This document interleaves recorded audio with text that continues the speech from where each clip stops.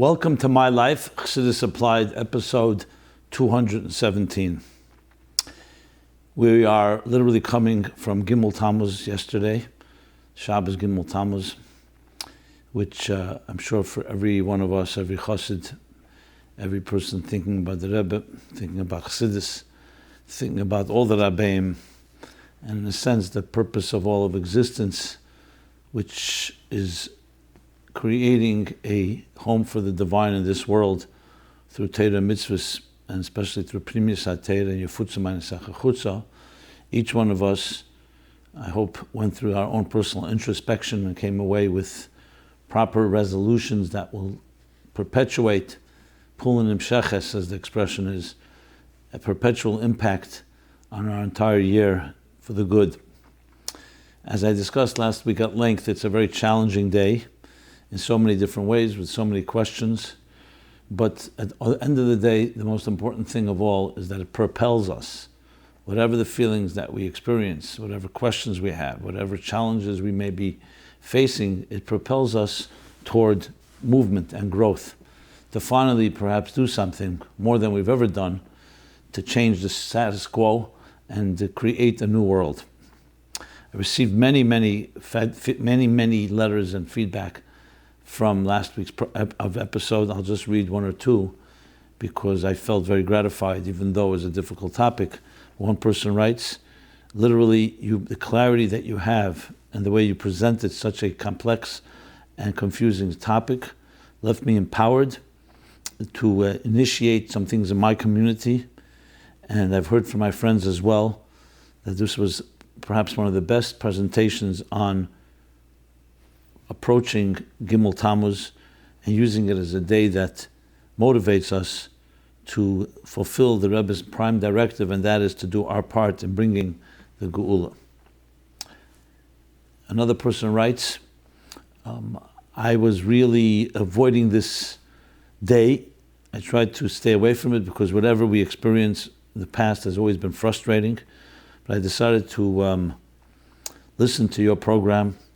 And I have to say, the balanced approach of both not shying away from the challenges, and at the same time also providing some guidance and some clarity resonated with me as being the Rebbe's approach. So thank you for that. You cannot imagine what you're doing for the community and for our extended communities. There's more, and in this case I actually did not receive critique, even though, as you know, I will read critique. I guess, in a way, we are all united to want to finally end this Golus and come to a place where we can live up to what the Rebbe expected of us, make him proud as he has made us proud all the years. That's the way you can phrase it. Make him proud in fulfilling the prime directive, what he said to us, Chav Ches Nisan Tafshinun Aleph, 27 years ago. And many of the other sikhs, starting from the first Maimer Bas Legani Tafshin Yud Aleph, all about what this day, this generation is about, that we are here to finish the process. And anything less is lehevel lirik, as the Rebbe said. It doesn't mean nothing was done. It means compared to what should be done, it's not significant. People wonder the Rebbe's words, lehevel or larik, which is very strong words, like lehevel means to not. Larik is to spit. It's like meaningless. Yet there's a medrash, and I think I mentioned it more than once, in Kehelas Rabbah, on the pasuk Hevel Havolim, as Kehelas begins, Hevel, the word Hevel, all is naught. So the medrash says there that the Torah be'elam hazeh Hevel hu legabe terasa shel Mashiach. The Torah in this world is Hevel hu, it's as naught compared to terasa shel Mashiach. Think of the statement. The Torah in this world, what does that mean? The Torah that was given at Har Sinai to Moshe Rabbeinu by the Eibush himself, the Aseres HaDibros, the entire Torah Shebiksav, the written law, the written Torah, the Torah Shebal Peh, the oral Torah, Mishnah, Gemara, Tanoim, Amoraim, Rabbonos Avaroi, the Ge'enim, the Rishenim, the Achreinim, everything. That's all Torah Elam Hazeh. It was all learned and taught in this in our times. It's all Hevel compared to Terasa Shel Mashiach. How could you say such a thing? That only amplifies and points out what Terasa Shel Mashiach really is. If you thought Terasa Mashiach was just a little more of the same, or even a qualitative shift or paradigm shift, no. it's so beyond what we can even imagine that the whole Torah is hevel l'gabe that. Which just gives you that the Rebbe didn't just say a word, an expression. The Rebbe, every word is eis gerechnet, every word is precise. That the word saying is exactly what the Medrash says. So if you're not shooting for the Geulah, you're shooting just to achieve as much as we can, as many leaders and most leaders, all leaders did throughout the generations, then a lot was achieved. But if your goal is the destination, you want it all, which is the Geulah Amitis Vashlema, then everything is hevel compared to that. So it was a matter of what standard the Rebbe was seeking. And at the same time gave us the shlichus and said, Tutals v'sekent, which means we have the power to do something to actually tip the scale. Now, of course, we understand that power comes accumulatively as a nonasagaba nok, a midget that stands on the shoulders of giants, of all that was done before us. And it also comes with the keiches that we were given from all the generations before us. And particularly the keiches, the powers and the strengths and the resources given to us by the Rebbe himself, including the command and the call and the charge to each of us to do everything we can. That means we could do something. We could do more than something. In many ways, this whole program, My Life Chassidus Applied, is a direct outgrowth of this call, as I believe is all the work I try to do, the Meaningful Life Center and all that we're about, is to try to bridge and bring that Chassidus to the world in a way that is palatable and accessible and applicable and relevant and can be turned into a daily blueprint for life. So from time to time, it's important to go back to the mission and the purpose of everything we do, including this program. So I thought it appropriate, as we come from Gimel Tammuz, to state that. And thank you again for your participation, for listening, and most of all, for contributing with your questions, contributing with your words of support, and contributing, yes, with your financial support. So let me announce here, it's a good opportunity. You can pose and present any question you wish. Nothing is off limits. Everything is addressed, even the things that nobody else wants to talk about, to the best of our ability, to the best of my ability. Do research, try to find sources, direct sources or indirect sources, and that is to go to meaningfullife.com/mylife. You have a forum there, completely anonymous, completely confidential. We have no idea where it comes from because it's not even an email, it's a forum. If you do want a response and you want to receive either material or you want something directed to you, you have to give us your email address, so please include it in whatever you write in that box. There you'll also find the growing array of resources around My Life Chassidus Applied. First of all previous episodes are all available, all free of charge. And there's now 216 episodes, which would be a little over 216 hours because these programs have been a little more than an hour and a quarter. And they're all time-stamped. So when you go to the actual video, many of you ask, do I have to listen to an hour before I get to what I want to get to?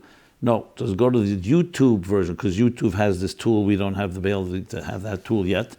And everything is time-stamped and indexed. So you can just choose the topic, and you don't even have to search for the timestamp. You just click there, it takes you straight to that section of the video that you want to listen to. It could also be downloaded as podcasts, and you can listen to that at your own leisure and your own convenience.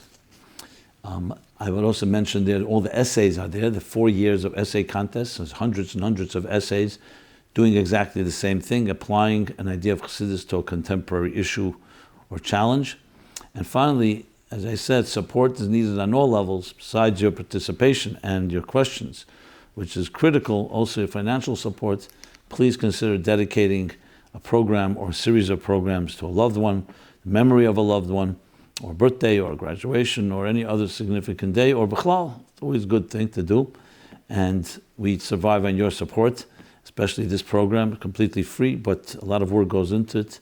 And we definitely can use and encourage you to help us in any possible way with your generosity. And God will bless you in kind, merit of your support that helps so many people actually taking Chassidus and making it a viable force in their personal lives. With that, let us go to the topics at hand. We always begin with something timely. I began with Gimel Tammuz. I want to do one follow-up regarding Gimel Tammuz because I received quite a few questions. Most of the questions usually come in writing, but sometimes I do get them orally, either passed on to me or people meet me and ask me the question. So here's someone asked the question this was regarding a follow-up to last week's program. Last week's was dedicated, was a special Gimel Tammuz edition. So we spoke about many matters related to Gimel Tammuz, and one of them was the Ohel. So somebody wrote the following: spending Shabbos at the Ohel. Rabbi Jacobson, I understand that we go to the Ohel to ask the Rebbe for his brachas. What I don't understand is the idea that we spend Shabbos at the Ohel. The Frierdiker Rebbe lived in Crown Heights for 10 years. The Rebbe had been living in Crown Heights since Chof Ches Sivan Tovshin Aleph, 1941. And we have to travel from Crown Heights to the Ohel for a Shabbos to get a Fabring and a Chizuk. It makes no sense to me. And if you're a family man, to leave your family for Shabbos and spend it at the Ohel, I just don't understand it. I would appreciate it if you could explain it to me. Thank you. Have a good Shabbos. This was written right before Shabbos. P.S. I would find it ironic if you were spending the Shabbos at the Ohel. Okay.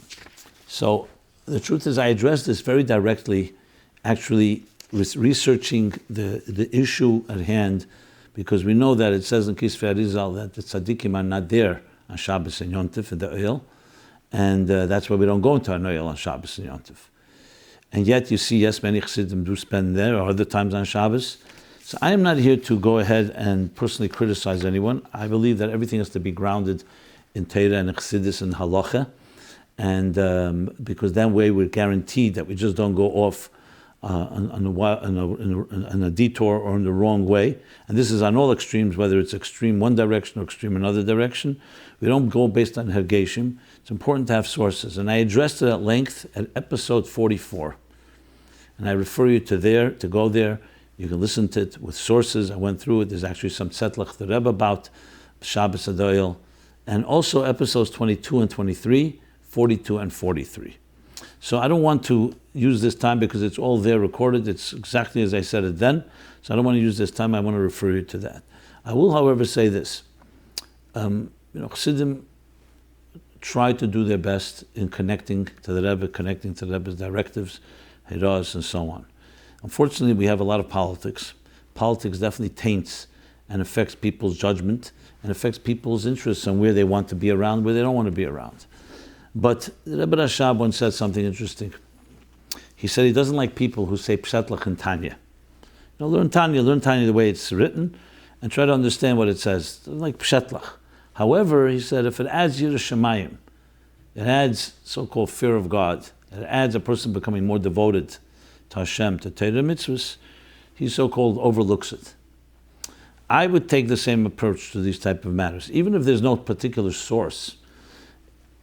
If it's something that's based on a negative, it's based on hatred or based on some politics, then yes, it's a bad example for those that are young and learning and impressionable to see people doing things whatever they want.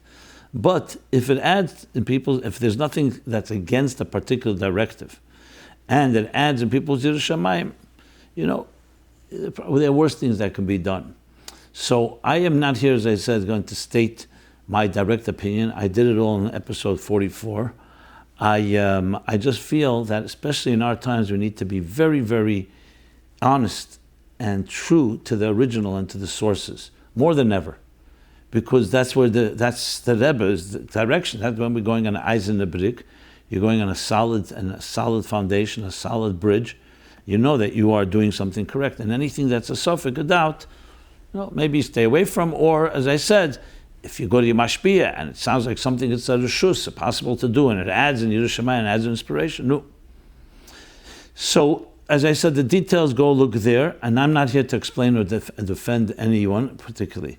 We do know that the Ohel is the inyan of Ishtadchus al Kivri Tzadikim, the Rebbe going to the Ohel. But yes, we also know that 770 Eastern Parkway, the place where the Rebbe said many times that the Frierdiker Rebbe, Eved Avedose, did his service here 10 consecutive years, where he learned and he davened and he received people in Yechidus and he cried and people poured out their souls to him. We could add to those 10 years another what would be from Tavshin Yud till Tavshin Nun Daled is another 44 years. So it's a collective 54 years. And that's Begashmias. So there's nothing to talk about that. It's saturated through and through with, as the Rebbe, Friedrich Rebbe says in his first Maimer Reishis Goyim HaMolek Tov Reish Pei, and the Rebbe brings it in a number of places, including in the famous Sicha Vayikra Tov Shemem Zayin, the Nitzchias, even of the Gashmis, of the table, of the chairs, of the physical space, Kedusha Le'Zazim Kema. This is the place where the Rebbe Fabring, this is the place where Aliyas were had, this is where Ufrufnishim and Kiddushim were made, and so on. That has that element of Nitzchias to it. I don't see it as a contradiction at all, one or the other. The oil has its role. When you go for a bracha, for a tefillah, and you're pouring your heart out to the Rebbe, that definitely has that. And it's not a contradiction. Just like by the Rebbe wasn't a contradiction, the fact that the Rebbe went to the oil twice a month and later more times a month, and still said the same thing about 770. The Rebbe knew both strengths. So I would always like to stick to the middle path. I think it's the safest path to go on. And also, especially in our times where you see people are so convinced that they have it right and no one else has, and they use their propaganda and pressure, I don't see how that helps the next generation or anybody, because everybody wants to know what the Rebbe said. That has the only real validity, not people's hergeshim. Everyone's entitled to their feeling, as I said, as long as it's not against a directive or halacha or chassidus. But hergeshim don't define a mandate. They don't define the doctrine. A hergish is a hergish. Like the Rebbe says, on Gimel Tammuz, he was asked about saying tachnun. He says, toli behergish, and a hergish ain't she'elim. It's dependent on a hergish, and a hergish you don't ask. So that is clearly a statement which is not about something that is halachic for or against. It's reshus, and it's a hergish. But to build a mandate, to build a doctrine, and saying my hergish is the hergish for everybody, that's not, in my opinion, healthy nor right. It's more personality, people feeling that they know better than everybody else what is the way to connect to the Rebbe. And this is the approach that I believe is the way to go, based on everything we know from the Rebbe and the Ein Deisei and Shabbos.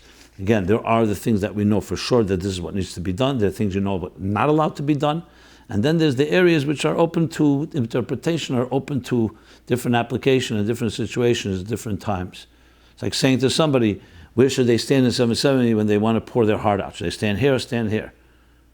And sometimes somebody wants to stand near the Rebbe's room, someone wants to stand downstairs in 770, somebody wants to go to the oil. I mean, how do we regulate this exactly? They all have their power, and therefore should all be utilized, and it doesn't have to be turned into a black and white, dogmatic approach. It could all be done in that beautiful way. In Halavai, we have that attitude and respect for each other, and that itself, Achdus, we know, is the biggest force that brings the Geulah and that brings and fulfills the Rebbe's Ratzon and gives the Nachas to the Avinu Sheb'Shamayim and Avinu Malkeinu and Avinu the Rebbe as our father, which is the idea of Achdus among the Chassidim, which will lead us to the Geulah. With that, let us go to, okay, so I covered that. There was also a follow-up about how does the Rebbe answer us today? So let me address that. Hi, Rabbi Jacobson. With regard to some of the questions mentioned in your previous episodes of how the Rebbe answers us today, why not bring up what the Rebbe spoke of Mitzvah Shabbos Parshas Truma Tov Shemem Ches? Didn't the Rebbe clearly imply that people need to seek the psak of 3 Chassidic Rabbanim? For any question they would ask the Rebbe. Yes. Okay, thank you for pointing that out. There's definitely that directive of that Mitzvah Shabbos Sicha, where this was obviously following Tavshin Mem Ches, Tavshin Chav Beishvat, where the Rebbe says exactly what, a very sad sikh on one hand, but the Rebbe gave directives of going to Rabbanim, to Chassidish Rabbanim in every community. You can look up that sikh, and that's correct, together with Aseh L'Charav, together with other directives regarding medical matters, regarding other matters. We do have directives how to address issues, as the Rebbe spoke in that sikh. So I accept that. And it is ultimately going to Yerov, going to the Rav of community, going to 3 Chassidish Rabbanim, and that's good for the record to add that point as well. There are some other follow-ups on other points, but I will address them later in the program. I will now go back to the beginning. So we go in a little different order due to the Gimel Tammuz shift, and we will begin with, as I always do, this week is Parshas Chukas. So Gimel Tammuz, of course, 24 years ago, was Motzei Shabbos. It was actually after Mitzvah Shabbos already, Sunday, late, it was Sunday morning, early mornings, after midnight. But it was following Mitzvah Shabbos Pasha Kerach, And I've pointed out a number of times, and I'm sure other Chassidim have as well, Kerach was challenged the very concept of a Rebbe. Lama tisnasu, madua tisnasu. Why are you lifting yourself up? Kol ha'edik deshim hem. The entire community is holy.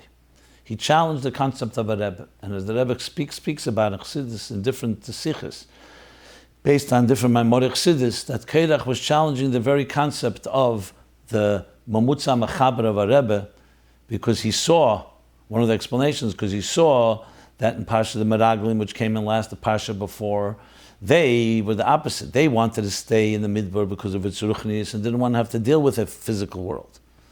And the Kavanah is Dira B'Tachtenim. So Kerach now is saying that, Dira B'Tachtenim. Dira B'Tachtenim, so every person is able to make a Dira B'Tachtenim. Why do we need to rely on the more spiritual leaders? But his mistake was that you need both. You need to enter this world, but you need to have the strength that comes from our Rebbe, from Moshe Rabbeinu of a generation. So you need both, as explained in a number of sichos. But that leads down to Parsha Chukas. So Hashgacha Pratis, just like Kerach challenged in of a Rebbe, Gimel Tammuz, you can say for many challenges the concept of a Rebbe, and yet we learn and dig deeper to understand the value and importance of a Rebbe. And then comes Parsha Chukas, which also touches what? Touches upon the issue of death. Zeis Chukas HaTeirah. This is the ordinance. This is the supra-rational law of the Torah. Mitzvah of Para Aduma.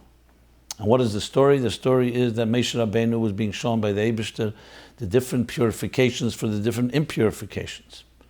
The Medrash says.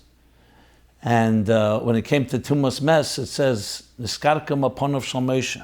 Moshe's face became green, yellow, different ways it's interpreted. He became very disturbed. And he said, Bameta he tarose. How will this impurity of death be cleansed, be purified? And Hashem then says, Zeis chukas HaTorah. Wherever it says Zeis, Marabetz Boyev Emer Zeh, the Medrash says there are different places where in Iskasha Moshe, Moshe had a difficulty about the Meneda, about the Mishkan, about Matbei Shalesh, about the Zeh Yutnu, the Machzor HaShekel. There are many different areas. There's more Shrotzim and there's more. And they say Zeh Yutnu or Zeis chukas HaTorah. This is the chukas HaTorah. I'm pointing, this is how I'm answering your question. You'll take a Para Aduma, a red heifer, and you'll bring it as an offering. And you'll take the ashes that are remains from after burning the red heifer on the Mizbeach. Then you will take, actually Chutz L'Machne, the red heifer, and you will take the ashes and mix it with Mayim Chayim, and then you'll sprinkle that, and that will be the purification. And Moshe understood. So the big question is, God gives and God takes. He sees that Hashem is telling him how to purify from every different type of impurity.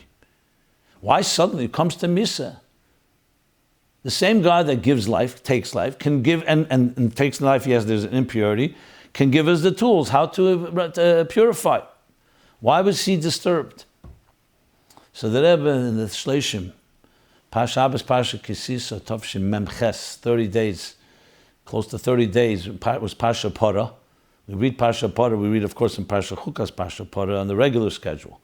But the four special Parshas that are read between Rosh Chodesh Adar and Pesach, basically. So you read Parsha Shkolim, you read Parsha Zocher, you read Parsha Para and Parsha Chodesh. So Parsha Para, the opening section of Chukas is read there as well. And there the Rebbe spoke and said, so what disturbed Moshe Rabbeinu? Moshe Rabbeinu was Chochmah de Kedusha. He understood all the answers. And understood that even though death, Yeridat Tzedek Aliyah, every descent brings in a greater ascent, and even though death on the outside can be very painful and a disconnect, yet at the same time there's a deeper meaning behind everything. So what was so disturbing to him? Mele, every person, a regular person is disturbed, but why Moshe? And the answer is because Wapel Mamish, all this is in the mind. You can see that I was speaking about himself.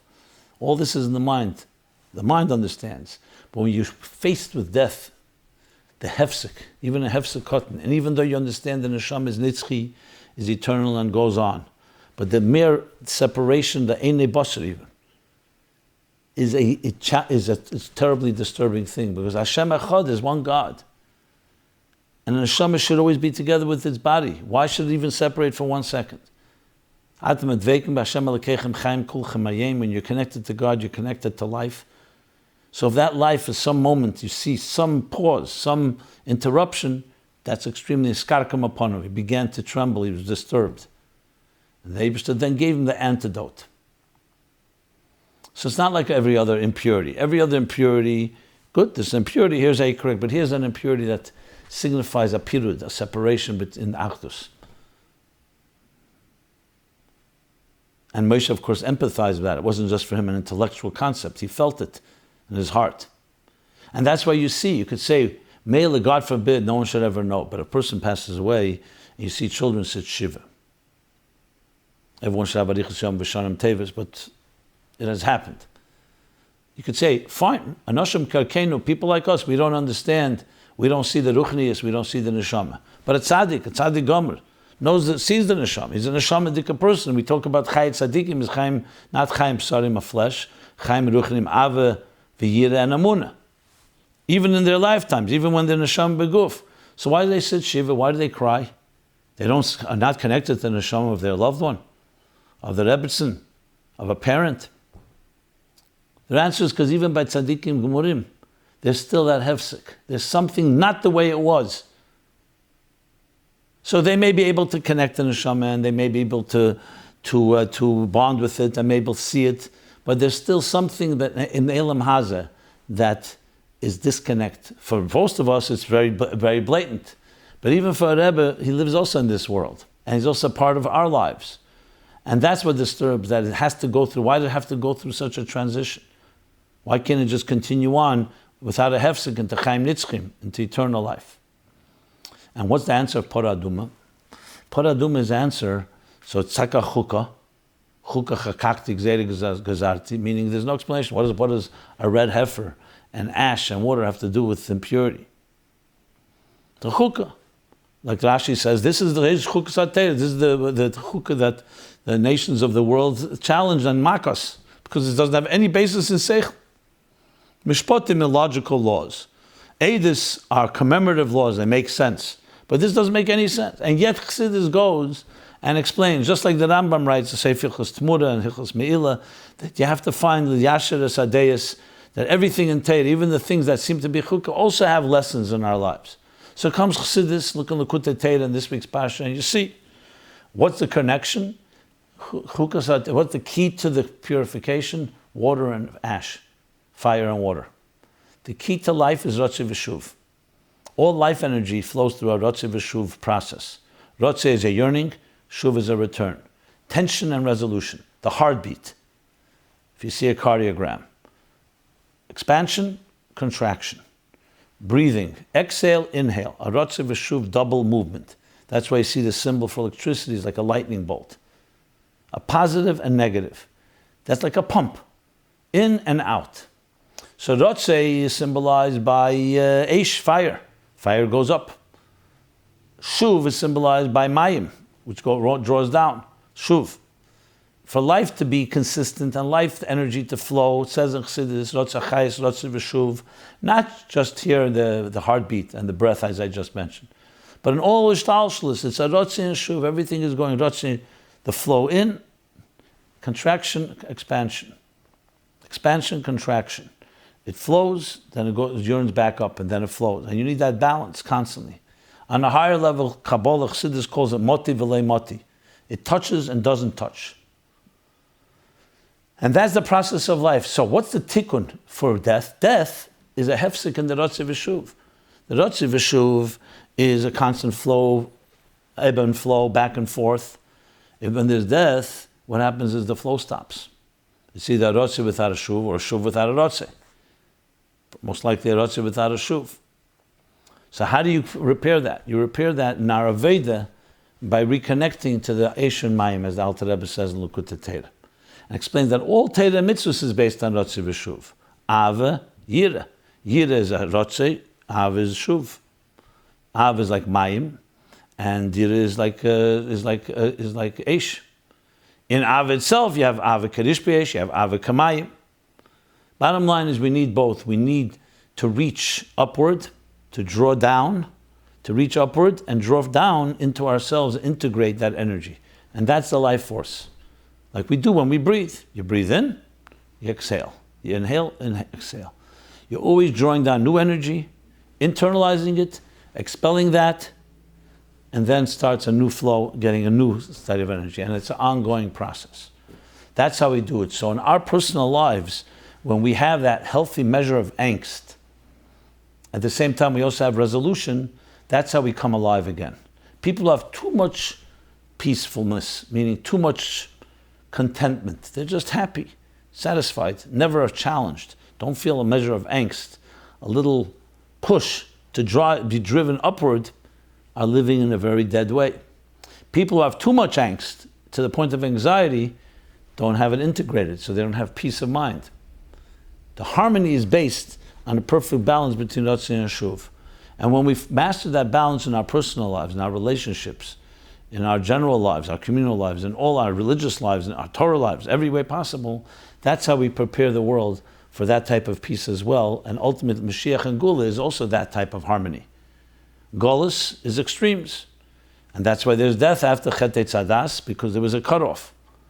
And when we correct it through the Bir Ha'elam, through the refinement of this world, what we do is we're rebalancing the Ratzi V'Shuv, which in turn eradicates the impurity and the toxins that death brings into existence. Physical death and spiritual death. And ultimately we're zeichet to Tchias HaMesim, which is Tchias HaMesim again, Beruchnis, and especially Begashmi, Neshamas Begufim again, this time eternally. So this is a lesson from Chukas in an applied way. And with that, let's go to a few specific questions. Chassidus applied to Chukas, I already also discussed, cross-referencing to episode 72 and 122. 72, 122. Okay, my friends, let us now go to another question. Supporting local mosdos versus supporting shluchim. What takes precedence, supporting local mosdos or supporting shluchim? Rabbi Jacobson, I've lived in Crown Heights for a number of years. It's nothing new that many shluchim, new and seasoned, as well as local mosdos whose raison d'etre is to support and provide services for shluchim worldwide, rely somewhat on donations from local Lubavitch businessmen who feel for the cause. Lately, I've been hearing people saying things like, I only support local institutions. Why don't the shluchim fundraise from their own communities? When did it become my responsibility? And so on. Must we really feel responsible to support shluchim and their supporting mosdos?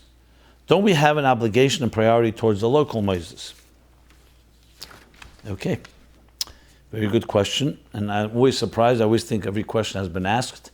But clearly, as long as life exists, there's always going to be questions and new questions. And even though I did speak about something related, about giving tzedakah and how you prioritize, because it's a good question. If you broaden the question, it's in general a question. When there's a lot of people coming to you for tzedakah and there's a lot of good causes, how do you determine? Whoever comes first?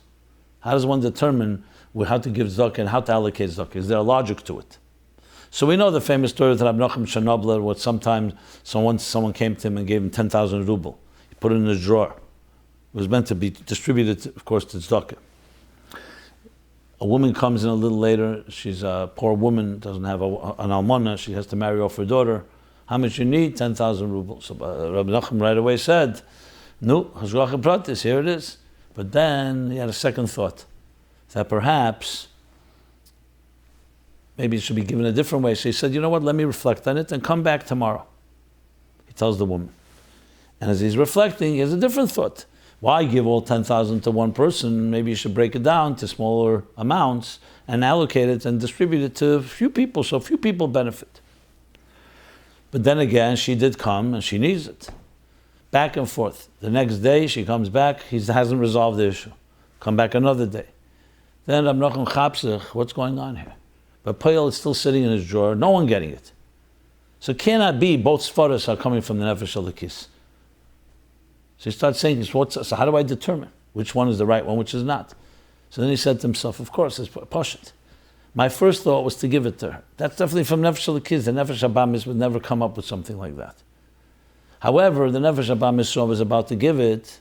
Now, how do you explain Nefesh Abamis by a tzaddik? Everyone bedakos. But the other side saw I was about to give it, so couldn't tell me, take the money for yourself, or don't give it away. Because that I wouldn't do. So what it does is try to replace one mitzvah with another mitzvah. Why? Giving it to one person, give it to a bunch of people. The kavanah was not to give it, the kavanah was to paralyze me from not making a decision. That's because that's the conclusion. That second thought caused me not to do anything. And I can go on debate this forever. So he called her back and gave her the 10,000 rupees.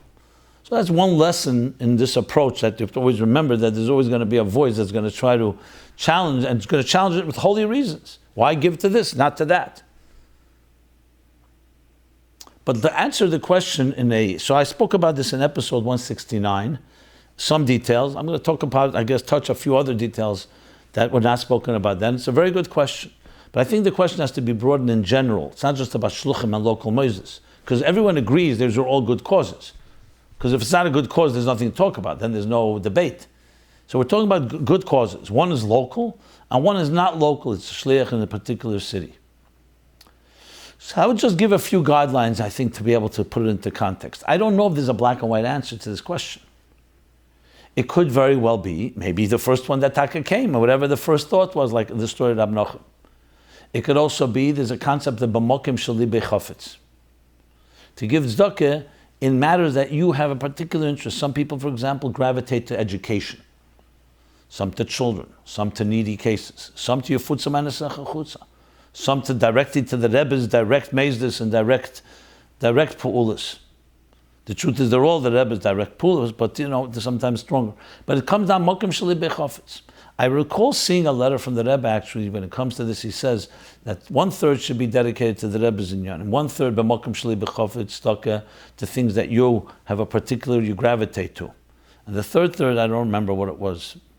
Maybe it was just a plain obligation of tzedakah in general. But a component that I don't recall specifically. But again, I don't believe there's a black and white answer to this. So going back to the question, yes, some can argue that the local community needs its support. But let's be honest, unless you're the person that's giving the biggest amount of money, if you give $1,000 to local cause and you give $1,000 to a shliach that comes to you, or to a mosdos that helps a shliach, this is not going to make and break the tzedakahs of either of them. So it could very well be, the question itself may be just a way to make a bissel kaltkeit, like the story of Rab Nachum, to not be passionate about giving.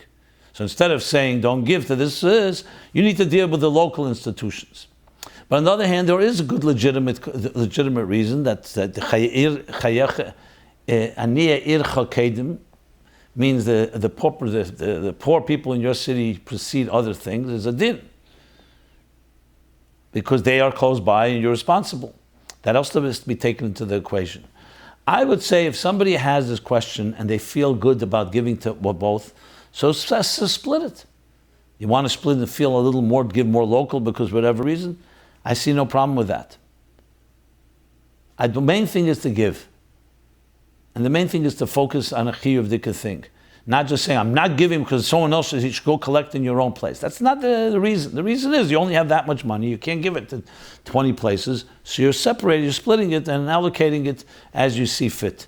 Now, it would always help to talk to a mashpia, to talk to an objective party, because they can help make a good decision that's not based on an emotional reason or prejudice, and an objective decision. But that's the approach I would take regarding this particular question. Okay. So yes, the answer is we should feel responsible to support every good cause, especially shluchim, the Rebbe shluchim, and for the obvious reasons.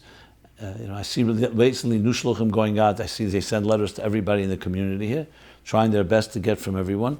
I see no reason if a person feels this is a way to be mishtatif and shluchah shalom kameseh.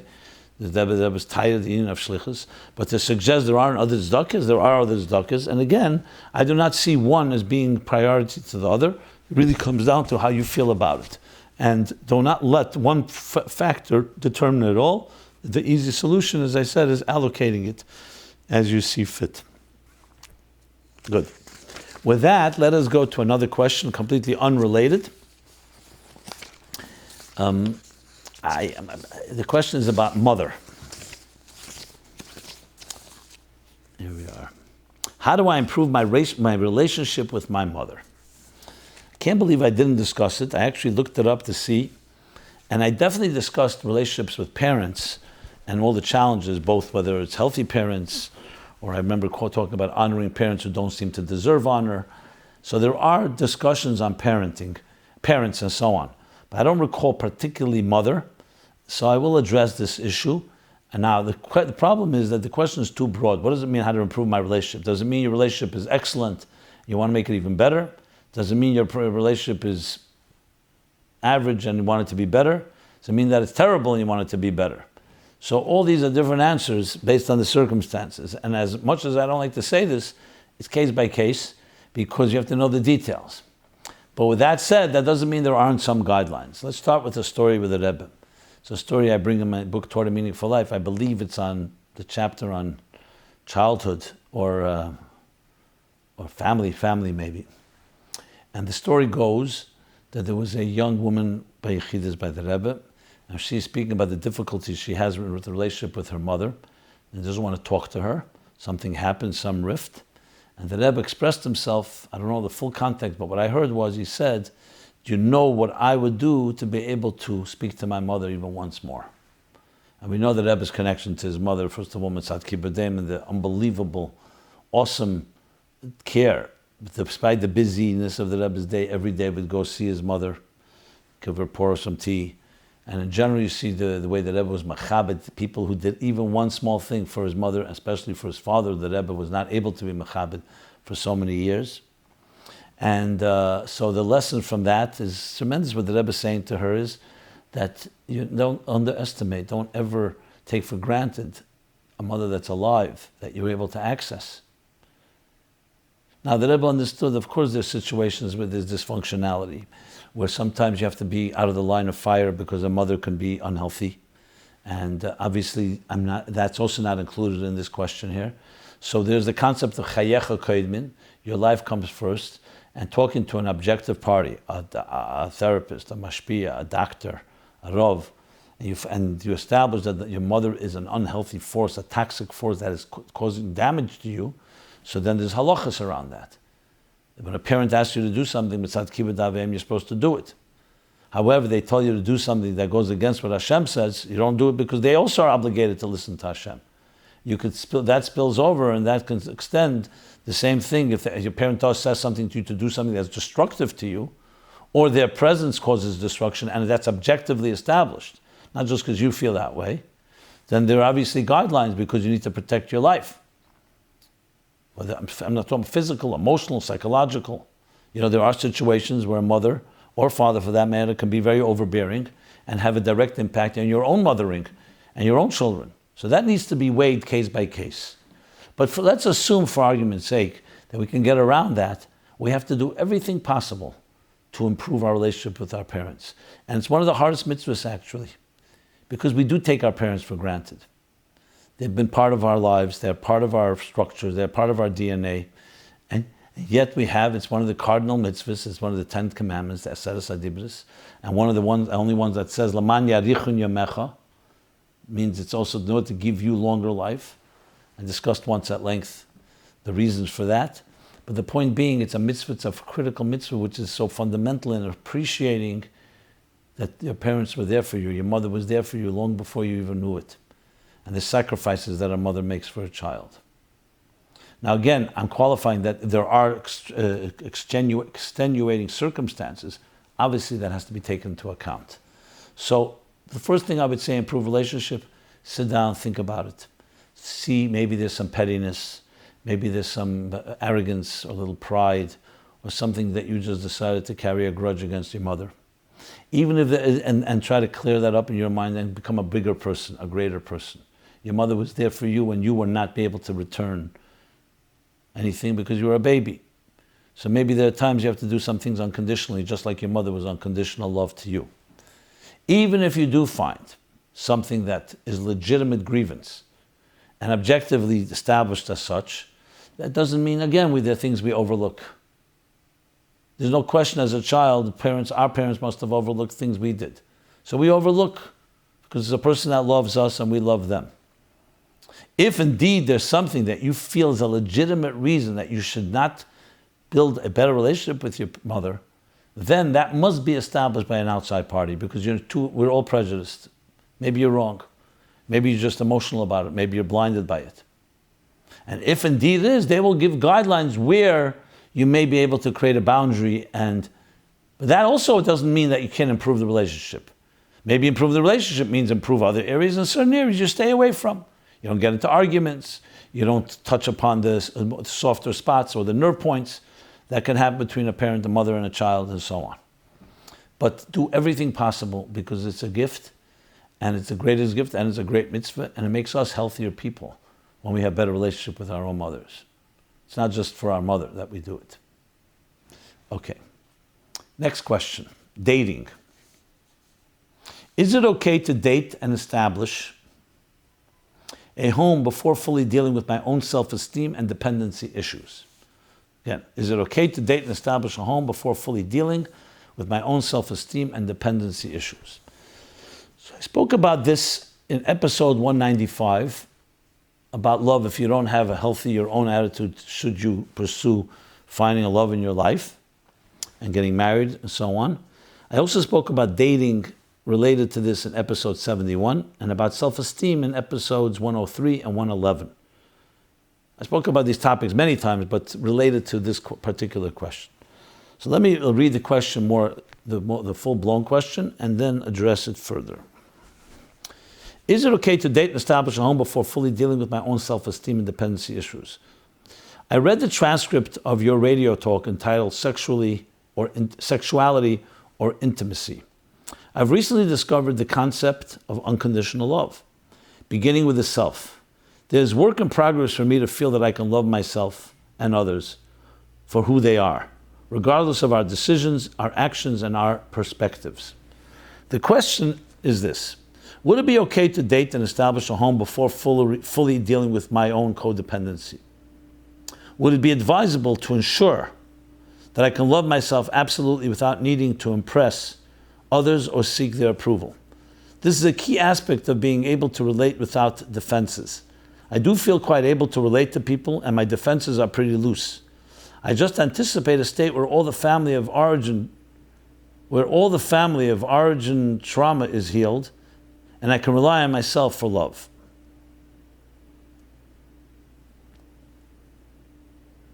When I love myself enough, I'll be certain to choose a wife who has ample self-love, i.e., she won't be codependent or narcissistic.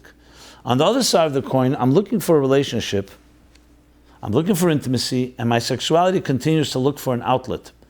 It is becoming hard, and with legitimate outlets, sexuality tries to find satisfaction in other areas. It is a battle I am winning with the help of a therapist. Intimacy and sexual expression are both looking for fulfillment. Embarking on the journey will satisfy both, but more work on self will improve intimacy. Do I establish a relationship now and continue to work on unconditional love simultaneously? Or do I get an unconditional love down pat, then address sexuality? Well, the short answer is the first.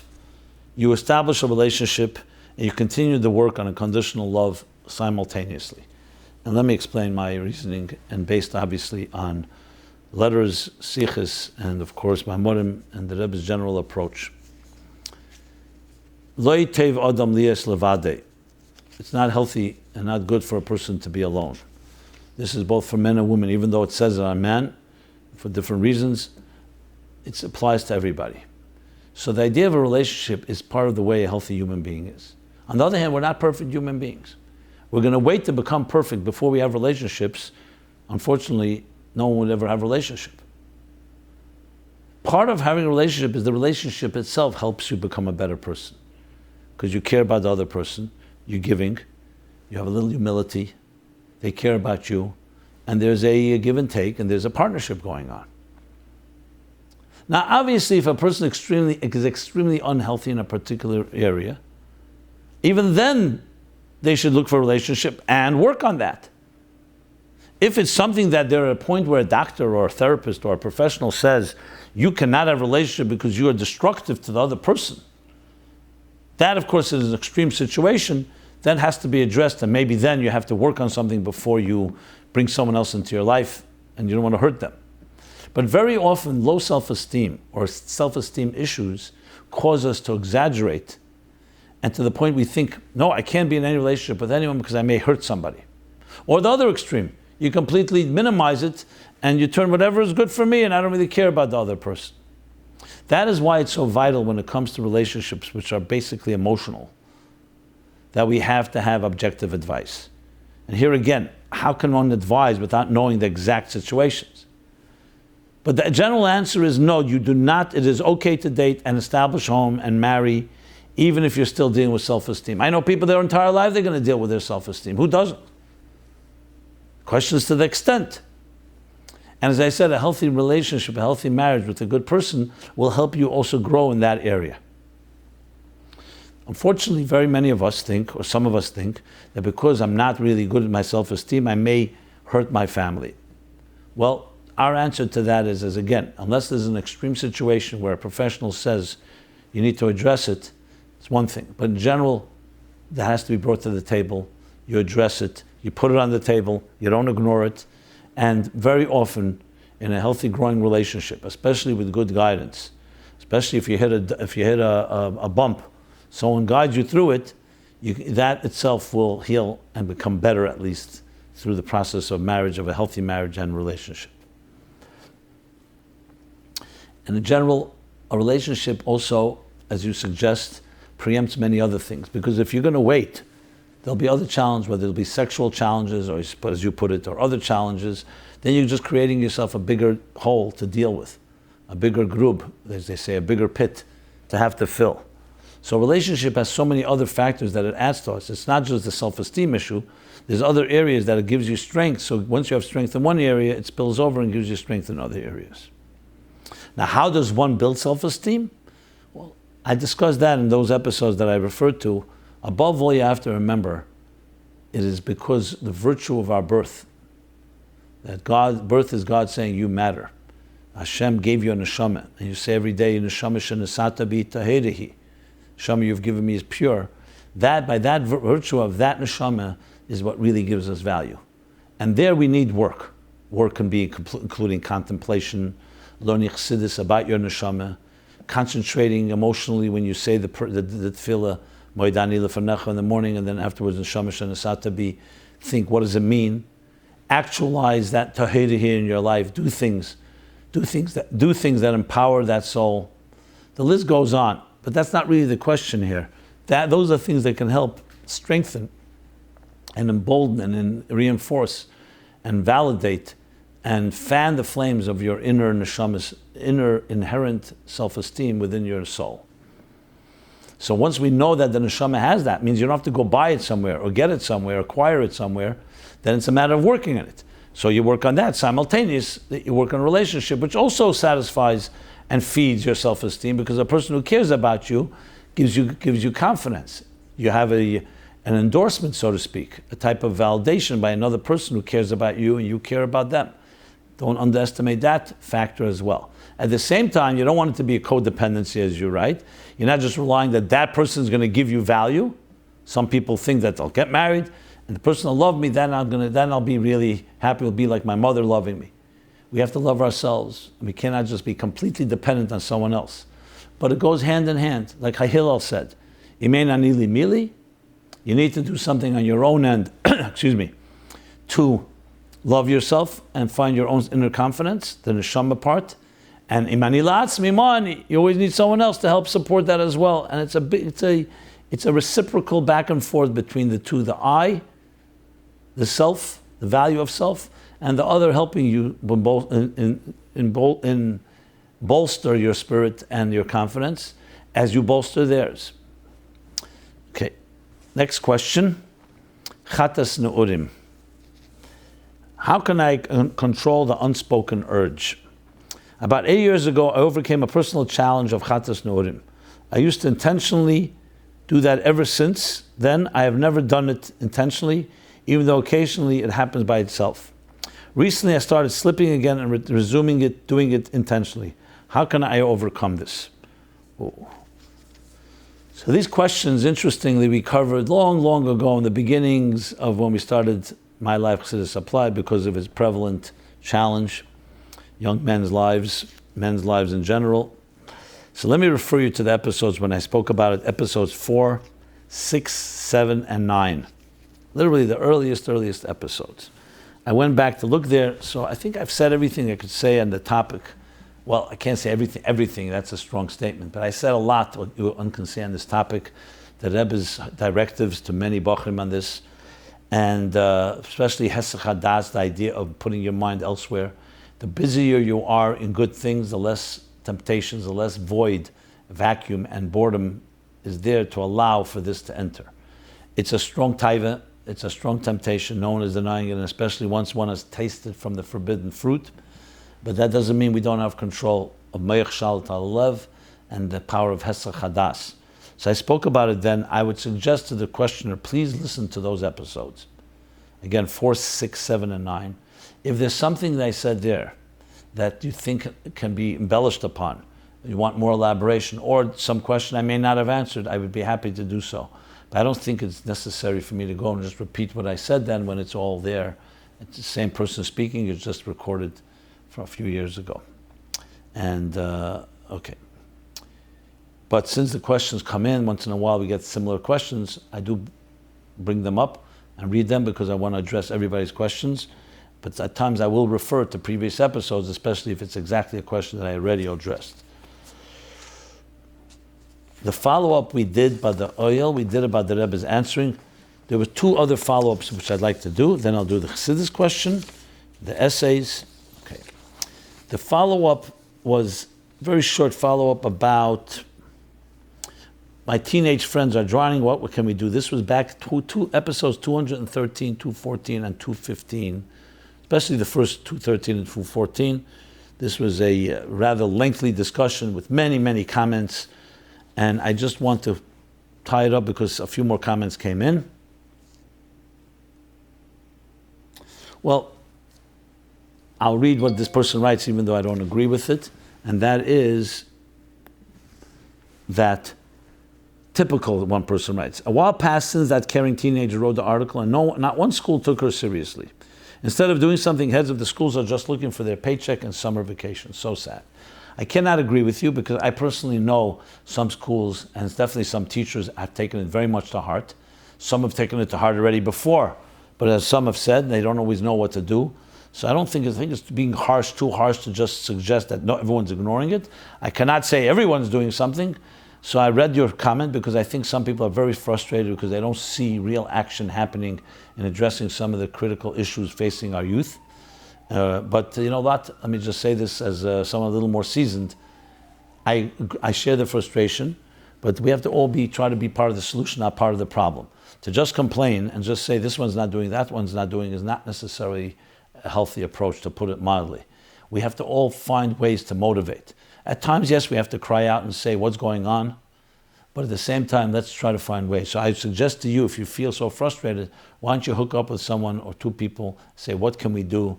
There's always something that can be done. There's no such thing as impossible to doing something. Okay, another person writes, a huge fan. I'm a bocher, a huge fan of Rabbi Jacobson. That says things clearly and addresses a variety of issues from the Chassidic's point of view. Maybe they should bring him down to speak in yeshivas. Unfortunately, a lot of the mishpiyim don't relate to the day-to-day struggles that bochrim have.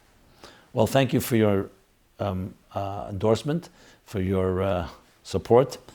And again, I find that in different yeshivas, there's different attitudes. Yes, there are places that need a lot of improvement. Some need less improvement.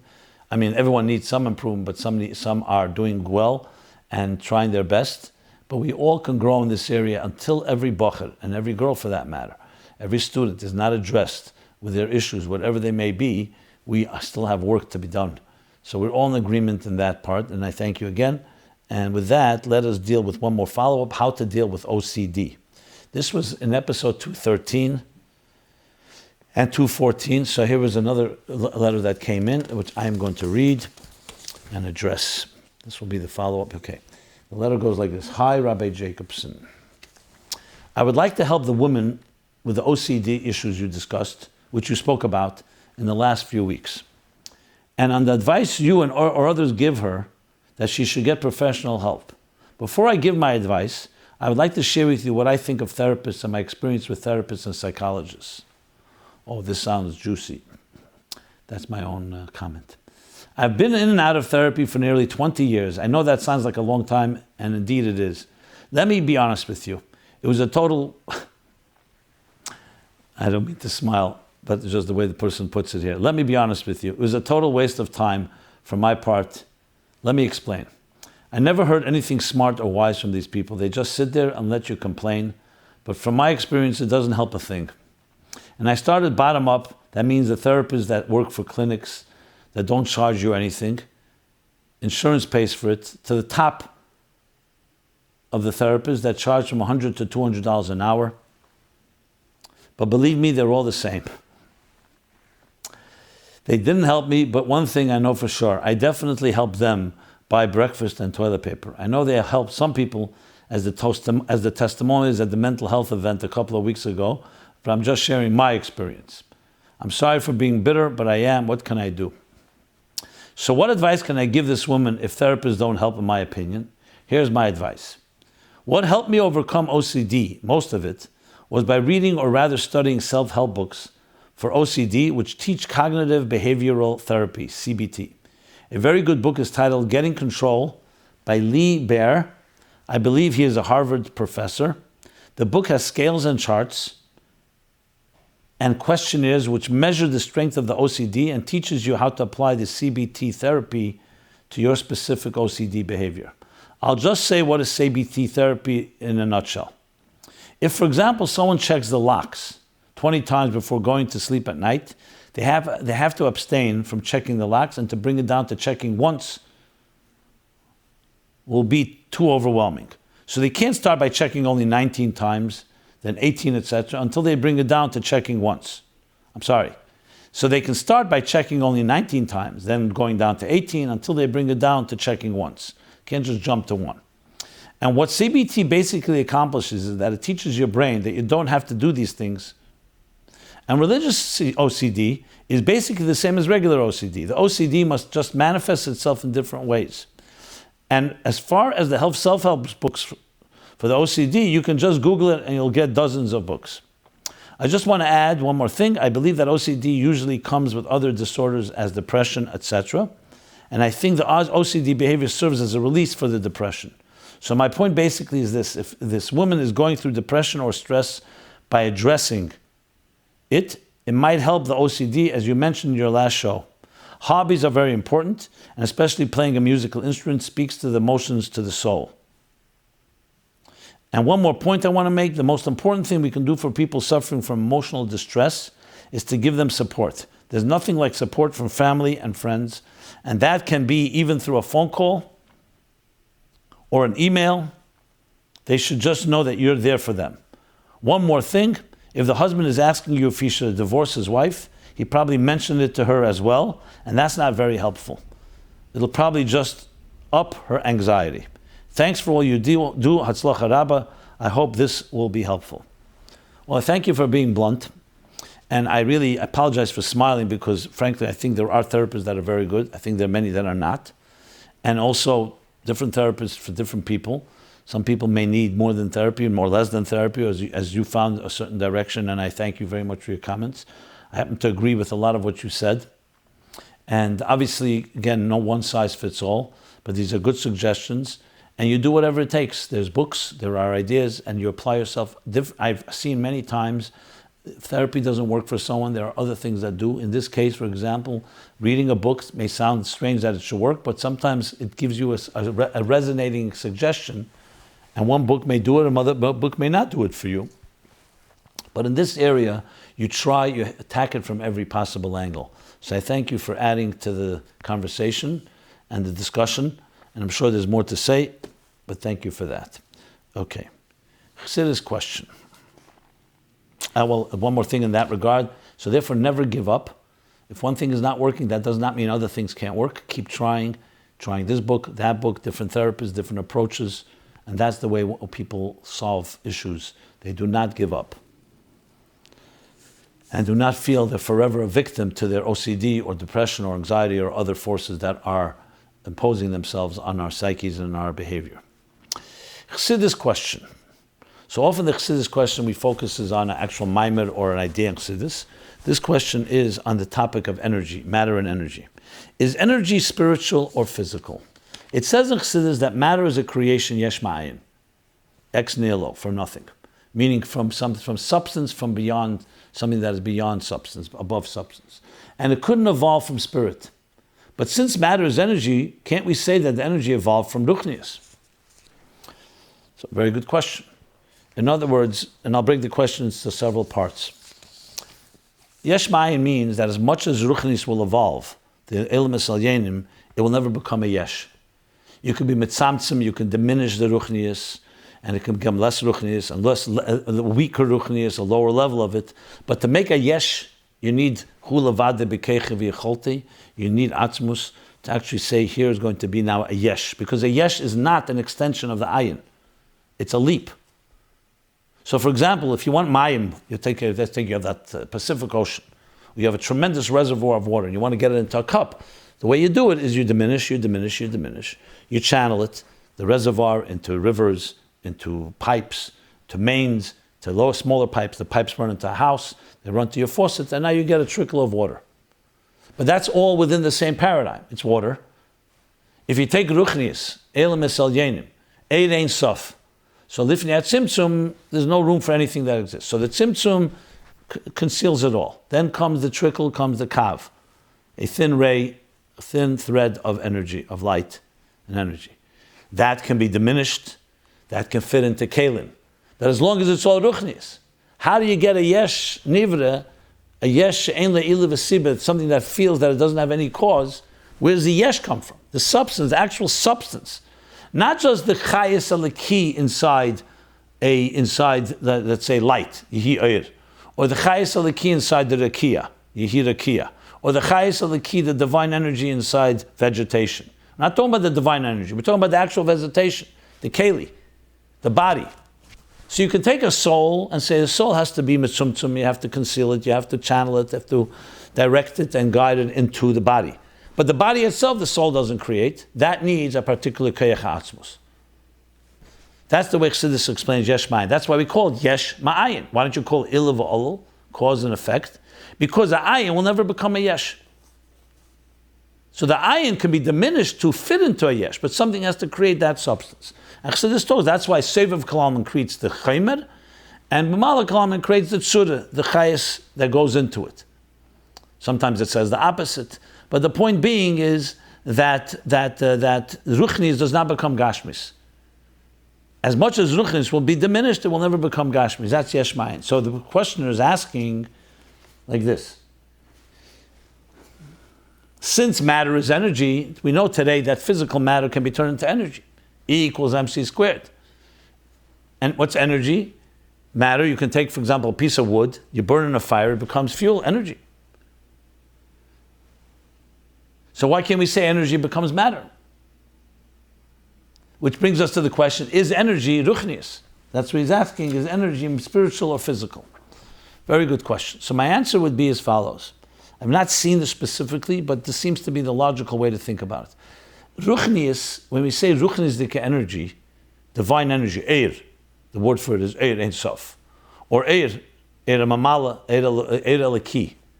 Is that what we would call energy like electricity? The answer is no, of course not. It has similarity. For example, you could say what electricity is to a light bulb, what electricity is to an appliance. You can say the eir eliki is to the keli that it goes in, the eir ha-chesed into the klei ha-chesed. The eir hariyah, the power of vision, into the eye. The eir hashmiyah, the power and energy of hearing, in the ear. That is similar to eir aliki into a kli aliki. But to say that's exactly the same thing, that the energy of this world, the energy that is generated from matter, when we split an atom, fission or fusion, and you create a tremendous amount of nuclear energy, is that ruchnis? That's not ruchnis. That's part of Elam Haza. However, in Elam Haza, Gebish made it that we also have example of something that is ruchni, so to speak. Not that it's ruchni. Lefi erer geshem, it's ruach, but it's called spirit. Therefore, we have an example for the same thing of the body and the soul, or for Eir and Kli in the Elemis Ruchnim. So that's why you cannot say that just because physical matter can be turned into energy and energy can be turned into physical matter, which we see all the time. You boil water, water has substance, it becomes gas, and gas is energy. Water is also energy. The rush of water can create tremendous amount of electricity and energy. When you freeze water, it becomes ice, and this can be reversed many times. But that's all Gashmi. That's not saying yesh ma'ayin. When gas becomes water, because you congeal it, or you cool it, or when any type of energy energizes something, it becomes something that matter, that's not yesh ma'ayin. The yesh is coming from ayin. It's ruchni coming gashmi, not ruchni elokui. You'd say physical energy is becoming physical matter. But energy is a good example for ruchnius, and ruchnius is a good example for elokus. That's why the answer is that therefore it's not energy. When we say physical energy or energy in the physical world, is not hainu hach to say edelaki, because physical energy is also a yesh. It just in this world itself, energy is more subtle, yesh, than matter. But it's just another form of matter, and matter is another form of energy. So when we take, for example, a gashmizdika thing, we say we make it a chefzer shel kedusha. Through doing a mitzvah with an object. You take a piece of hide of an animal hide. You turn it into cloth, into parchment, for stam, to say for teirat, tefillin, mezuzahs. What are you doing? So the example we give is we're taking matter and turning it into energy. But what you're really doing is you're taking matter and turning it into the divine energy. It's a chefzer shel kedusha. It's not just giving off energy. A hide has energy in it. You burn it in a fire, you see there's energy. You're talking a chefzer shel kedusha. And that is the distinction. So to go from, as I said, yesh ma'ayin, yesh is also the energy needs creation of a yesh, which also needs a hulavade v'yicholte to create even the physical energy of this world. But at the same time, it's an example that we have in this world of within this physical world itself. There's more subtle, there's less subtle, there's matter, there's energy, and even spirit, you can call it. Okay, now 3 essays. We do the 3 essays as we do every week. This year's 4th annual 2018 My Life Chassidus Applied Essay Contest. The first one is How to Be a Warrior, Not a Worrier. How to Be a Warrior, Not a Worrier, by Devorah Black, age 19, San Antonio, Texas. Beis Chana in Tzfas, where she studied. So she writes, if I would try to contain the contents of this entire essay into 2 sentences, it would be the following. 1, you have power to create your own reality. The resolution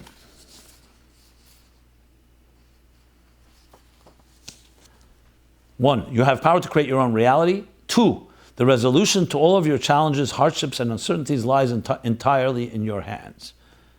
Since that sounds like a blasphemy and nonsense all rolled into one, I'll expound a little further. You might be thinking that the above statement is saying that you have the solution to all your problems. In truth, your control of your life lies in your complete surrender to the one, capital One, who's actually running the show. Wait a second, control, surrender? How did these two words find themselves in the same sentence? She goes on a very creative, as you see, style to writing about the difference between amunah and betochen, the inner workings of betochen and trust, and its application. And yes, comes away with an implementation of step 1, letting go. 2, realizing that God is your Father. 3, do the math. If Hashem is in control, plus He wants to give you revealed good, all you need to do is access this revealed good. And finally, 4, step 4, thinking positively. Well done essay. I'm sorry, 1 second, I skipped. Step 5, believe what you think. Step 6, speak positively. Step 7, take positive action. And step 8, acknowledge the revealed good that Hashem is constantly bestowing upon you. Well done essay. It's ideas that many of us may be familiar with, but there are definitely a few angles here that I found to be very refreshing and intriguing, and delivers what it promises, which is above all the best type of essay. Thank you so much for that. Essay number 2 for this week is Finding a Geulah-Life of Bliss and Joy in a Place Called Golus, by Levi Ginsberg, age 22, Brooklyn, New York. Tem Chitmim Lubavitch, Poconos. This is actually a much longer essay than usual. a good 20-page essay, which is beyond really the limits and parameters of essays, but it's still a very good essay. In this essay, Levi explains, I would like to analyze the concept of das, knowledge, as explained in Chabad Chassidic philosophy, and how, through developing the quality of das, one can achieve a life of utter bliss and tranquility, free of any feelings of anxiety, depression, helplessness, and insecurity. Concepts that will come across in this essay also include Geulah-Life and Sof, Golus versus Geulah, Shem Elikim versus Shem Havaya, and gives the sources for all of this.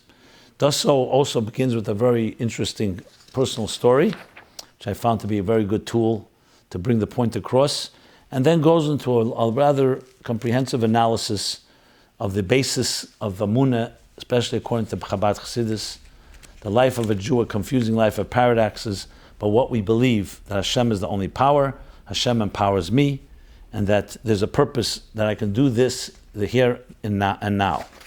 And goes on, quite well structured, an easy read. I just said a little long, but goes through the entire structure with Chachma Bina Das, all the way to issues of what he calls Das disconnect disorder, and the importance of Das in the whole process, and how you cure it. I'm just looking through quickly.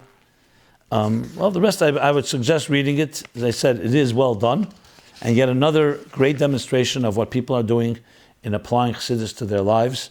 And this definitely took a lot of work, a lot of investment here, and I want to thank you for that, because there's nothing greater in your Futz Meinesecha Chutza than taking Meinesecha and applying it to Chutza, which is what the meaning of your Futz Meinesecha Chutza is. And finally, essay number 3 for this week, Rectifying Chaotic Marriages, Yonason Johnson, age 39, Melbourne, Australia. Kelo Menachem Lubavitch in Melbourne. The Chassidus model for achieving deeply connected and lasting marriages. And uses basically, he says, in this essay I would like to present a Chassidus-based model that includes a perspective on relationships and a set of skills that can both be applied by spouses to foster enduring and harmonious relationships. The model is based on an analysis of the 2 world orders discussed in Chassidus, the world of Tohu, chaos, and the world of Tikkun, rectification. And uses these 2 worlds as an excellent model of understanding healthy versus chaotic marriages, as the name suggests. Well done, Ohel, very good reading, and definitely can help, especially as he structures Tohu in the separate line, and Tikkun is the interconnectivity, what we call Hiskalus, Najos, Hischalkus. And this essay, as well as all other essays, the new ones can be seen, meaningfullife.com/mylife, or if you subscribe to our weekly newsletter, we shall send you the new essays as they are posted. Thank you for these essays. Thank you for listening. This has been My Life Chassidus Applied, episode 217. We depend on your support, so please support us by going to meaningfullife.com/sponsorship. And we are here every Sunday. We'll be here next Sunday, Mitzvah Hashem, 8 to 9 p.m. Thank you very much. Everyone have a very blessed week. And of course, next week we'll be addressing Yud Beis Yud Gimel Tammuz. It should be a blessed week, and a week of Geulah Amitis Vashlema through the pulas that we all do of your Futzu Meinesecha Chutza. Thank you.